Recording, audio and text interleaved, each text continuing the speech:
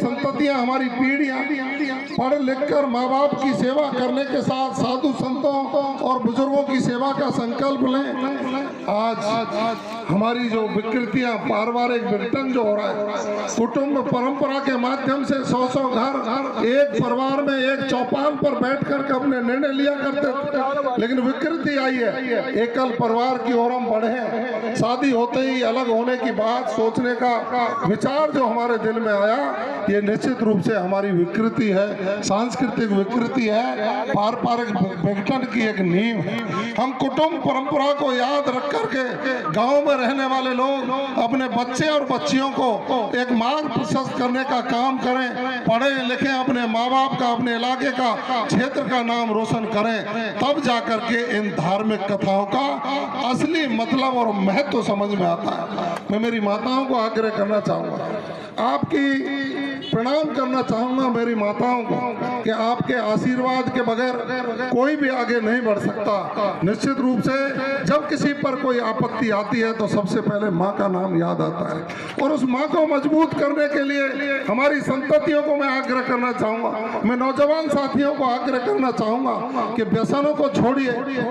आजकल नशे की प्रवृत्ति नौजवान लोगों में बढ़ती जा रही है। उस नशे की प्रवृत्ति को दूर करके हमको संकल्प लेना चाहिए कि हम उस ब्रज में रहने वाले हैं जहाँ गाय भैंस का दूध, दही की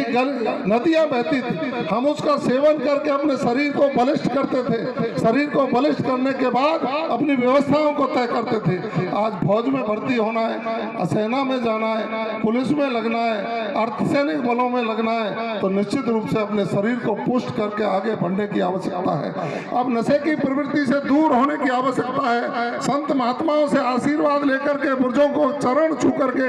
हम ये व्यवस्था तय करें कि समाज हमारा नशे की प्रवृत्ति से दूर हो, पढ़ लिख कर माँ बाप के सपनों को पूरा करने का काम करें और उन पदों पर पहुंचे जहाँ से देश की नीतियाँ क्रियान्वित होती हैं। हम संकल्पित होकर के आगे बढ़ेंगे, समाज मजबूत होगा, समाज मजबूत होगा तो क्षेत्र मजबूत होगा, क्षेत्र मजबूत होगा तो प्रदेश मजबूत होगा, और प्रदेश मजबूत होगा तो देश मजबूत होगा। आज देश के प्रधानमंत्री माननीय नरेंद्र मोदी जी और प्रदेश के मुख्यमंत्री आदरणीय भजनलाल शर्मा जी, क्या जरूरत पड़ गई थी कि उन्होंने ये प्रावधान किए कि हमारे धार्मिक जो स्थल है, आस्था के केंद्र है, वो विकसित होने चाहिए। उसके पीछे कारण यही है कि उन महापुरुषों ने, महामनीषियों ने इस देश के निर्माण में योगदान दिया है, तो उनके दर्शन होंगे तो हम उनकी कीर्ति का निश्चित रूप से गुणगान करेंगे, उनके बताए हुए मार्ग पर चलने का, आत्मसात करने का काम करेंगे। इसलिए राजस्थान की सरकार, अनुकूल समय है, आप सबके साथ है, पानी की व्यवस्था हो इसकी चिंता राजस्थान की सरकार करती है,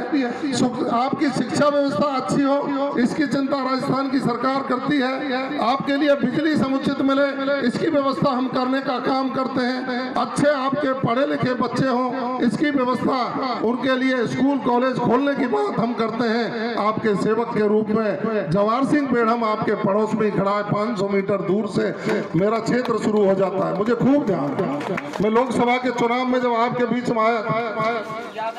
सम्मान से सम्मानित करते हुए साफा बंधन करें, माला पहनाएं, और राजेश जी से आग्रह है कि चांदी का मुकुट से बस्ती वाले लोग हमको ये शुभ घड़ी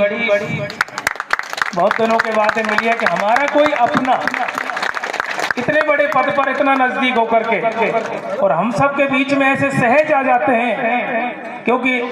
ये अपने बीच के हैं, लाडले हैं, आप और हम सब इनके पारिवारिक सदस्य हैं।